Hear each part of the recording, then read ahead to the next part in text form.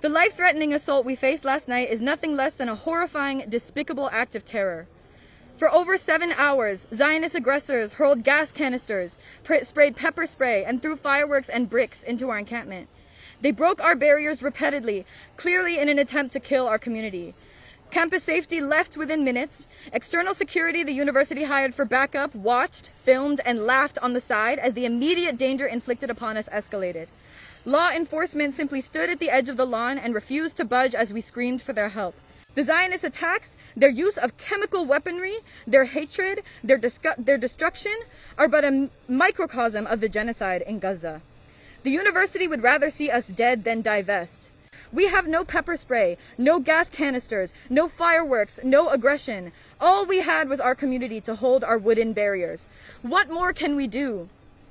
We demand that the university end this sham, the sham of pretending that the school is neutral. It has chosen genocide before, and it chooses genocide again. So there were 25 people hospitalized last night, and there were numerous more who were injured, who were maybe too afraid to go to the hospital or couldn't make it to the hospital.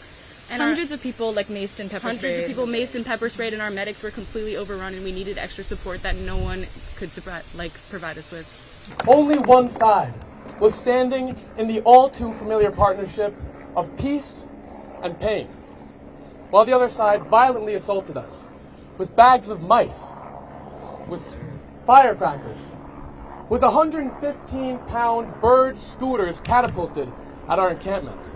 In the end, tens, scores, possibly even hundreds of us were brutally assaulted while we stood unprovoking and failing to agitate. I saw women as young as 18 and 19 punched in the face by 25 or 30-year-old men. I saw women with blood streaming down their face, bloody, bruised, and beaten. I saw a singular man outside the encampment who couldn't have been older than 21, dragged by his hair, thrown onto the ground, beaten with kicks, with metal rods, with sticks, and with fists.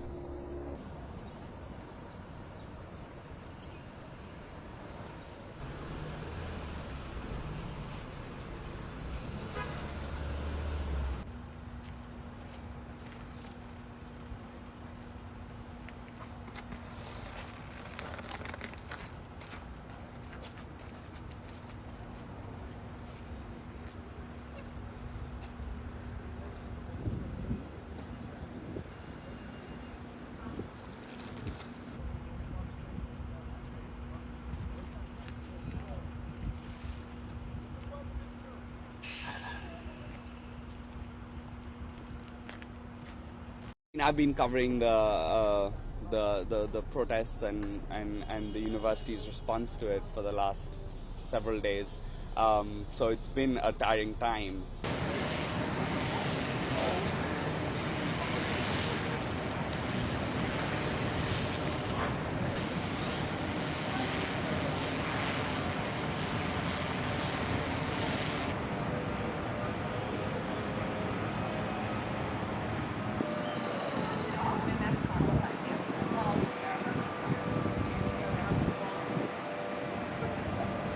Sitting on wet ground. Yep. Absolutely, I'm out here because there are no universities left in Gaza. I'm out here because children are dying every single day. I'm out here because mass graves are still being discovered, and that is unacceptable, and our university is funding this genocide. Our demands are that they divest from all the funding that they have invested that is sending arms money to Israel, and that all students involved in these protests receive amnesty, and that PSC, the Palestinian Solidarity Committee, be reinstated. It was deeply humiliating and dehumanizing. There were people who arrested with me who were denied sanitary products. They were sitting in their own period blood. There were people who were denied their hijabs. There were people who were denied food and water. There were people who were thrown in solitary confinement for asking for modest clothing that aligned with their religious observances. It's awful. They treated us very poorly.